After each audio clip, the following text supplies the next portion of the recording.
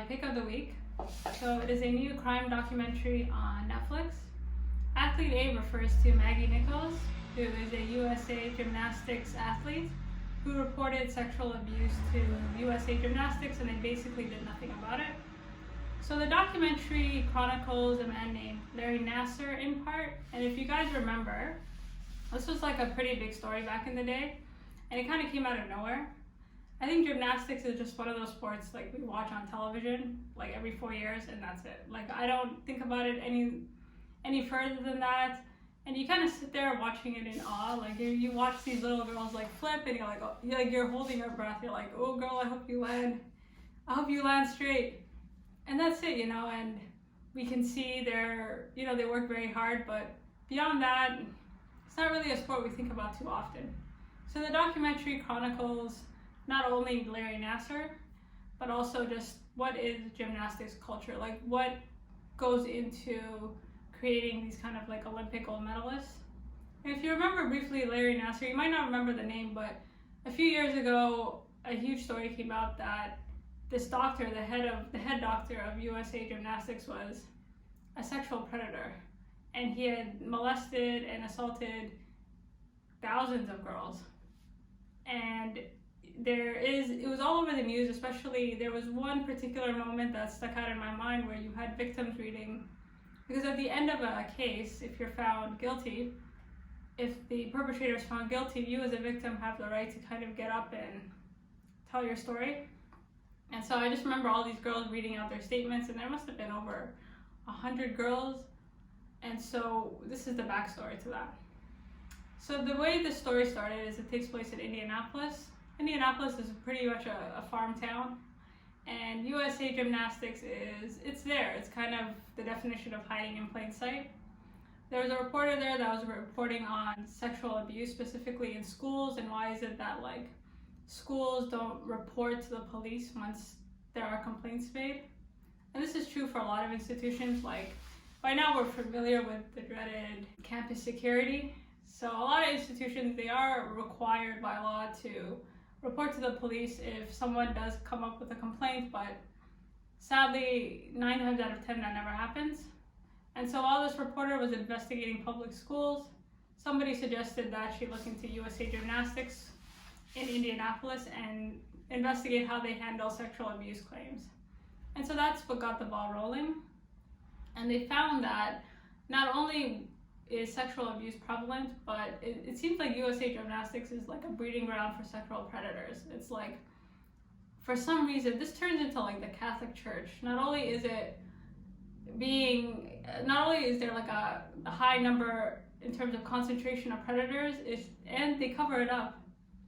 And the rule or their logic was, well, we needed a victim statement and we need the parents to sign off on it. But it became clear that there was a problem when all these victims had the same story and none of them knew each other. And that kind of got the ball rolling. So the documentary is in a few parts. So it starts off with this investigation and how they kind of got to looking at USA Gymnastics, and then just looking at USA Gymnastics and looking at what is it about this culture that attracts so many predators.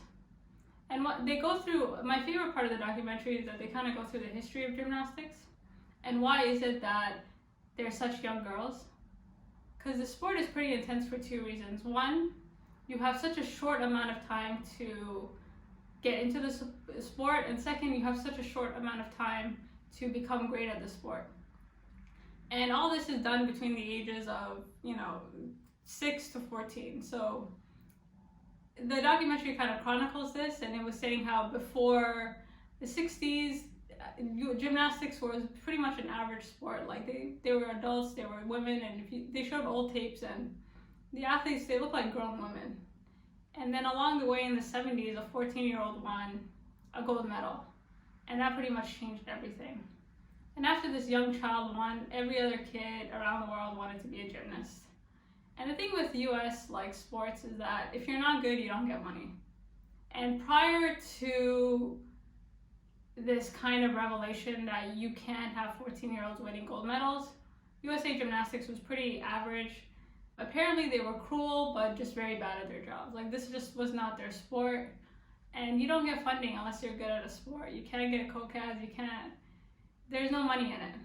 And so once this 14-year-old won, a light bulb went off and suddenly it became doable. Suddenly the US had kind of a way to become great at the sport. And so you have all these young girls training. So then the average age went from like in your 20s to like 10-year-olds. And so as the athletes got younger, so did because the younger you are, it is true that you are more flexible and you are able to do a lot more things. And more importantly, you have a lot less fear. So if you're watching, like if you ever watch gymnastics, you're just like, I don't know how you do that without having a heart, like I have a heart attack watching them. So I'm not sure how they don't have a heart attack like swinging off. And the younger you are, you just don't think about these things.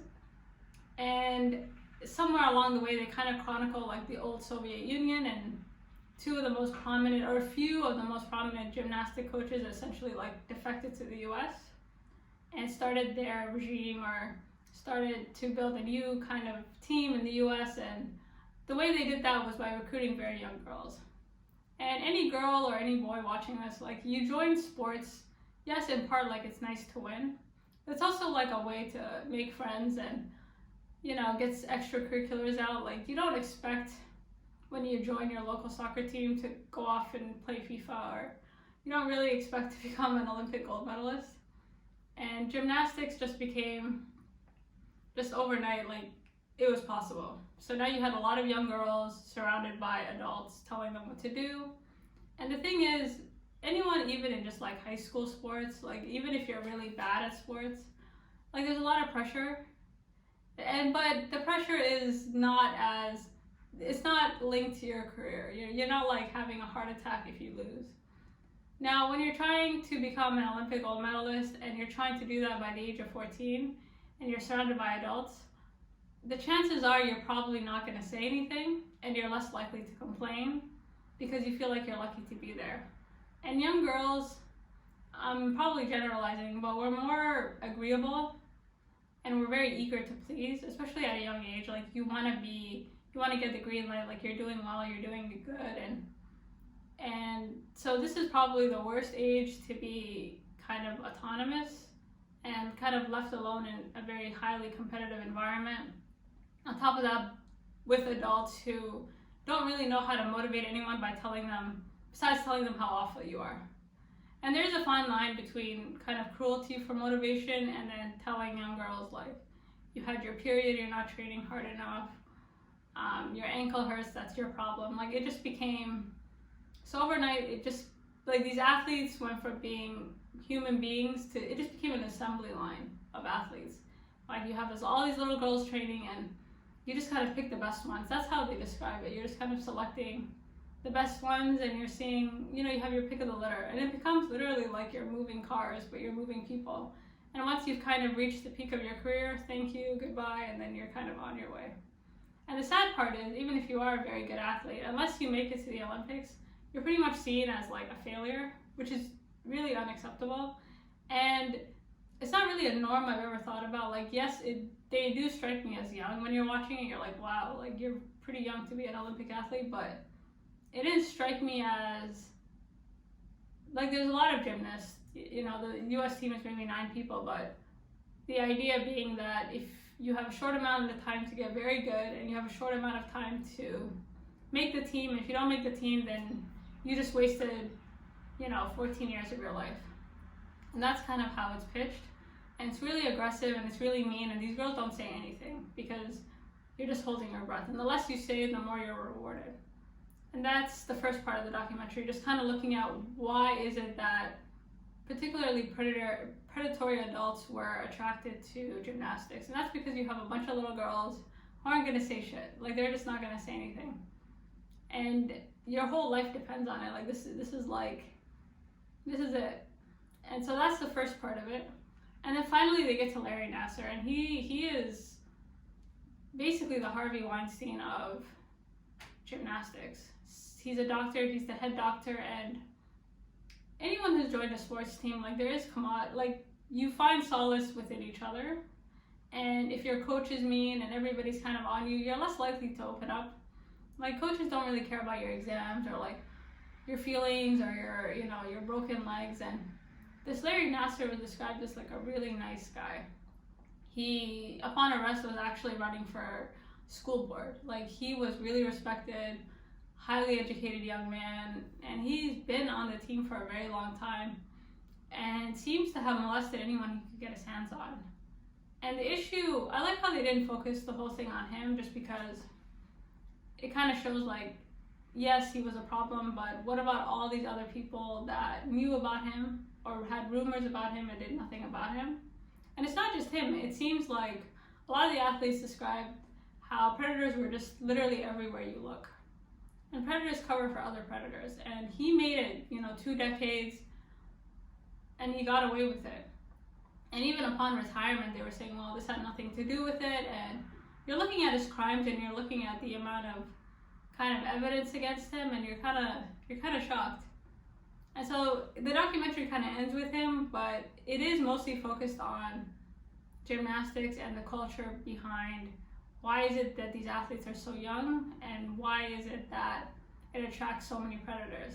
Because it wasn't one. He was kind of like the tip of the iceberg.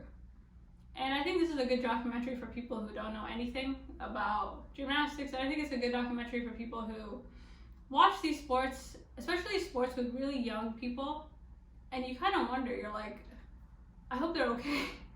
And it's not really something you think about beyond that. And you're watching how USA Gymnastics, like the way they describe it is it's a business, right? Like the head of USA Gymnastics is like a marketing major, and it's an assembly line. Like they just need to raise as much money as possible, get the best brand deals as possible. And the only way you can do that is by winning gold medals and not hearing about complaints, and just having as much control as humanly possible. And it seems like the main motivator here was money, and just money. And what happens when sometimes we look at sports, and like, as much as I respect the athletes, it's kind of maybe what's normal is not so normal, and the amount of pressure to become great in a short amount of time leaves you open to predators, and it leaves you open to extreme vulnerability, especially when you think about sports like gymnastics, where it takes a lot of money and it takes a lot of time to get into the sport. And you don't want to complain to your parents because they put so much into it. If you complain to your coaches, then forget it, like you're not making the team.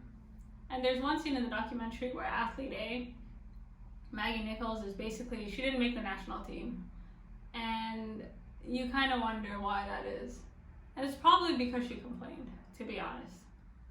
And I recommend you watch this documentary, and kind of next time, I don't know, I can't look at the Olympics the same way again.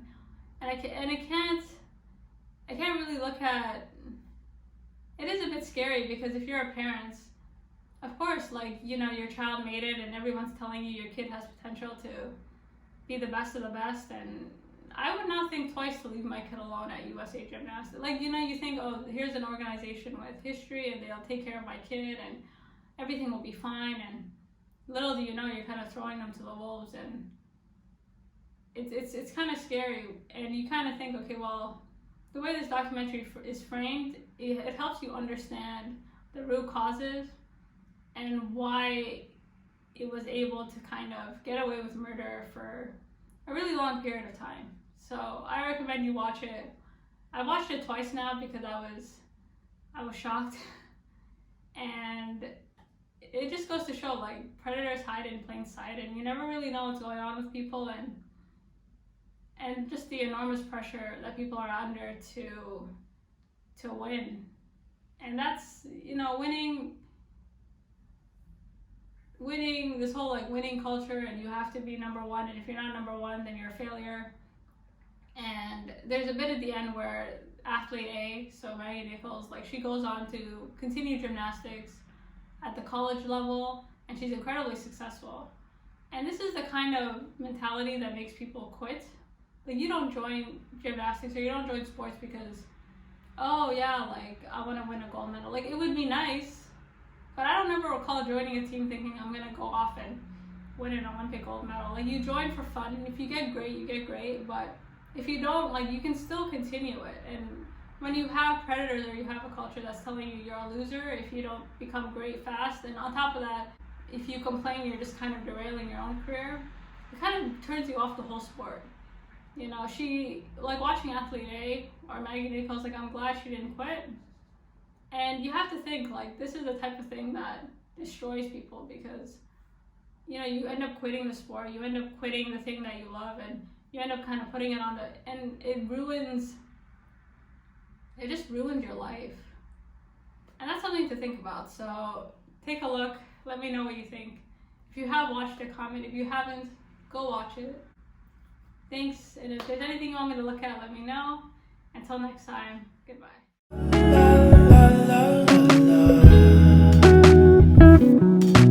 Let her know, I gotta let her know that she my white horse, she my medical, she like my baby mama.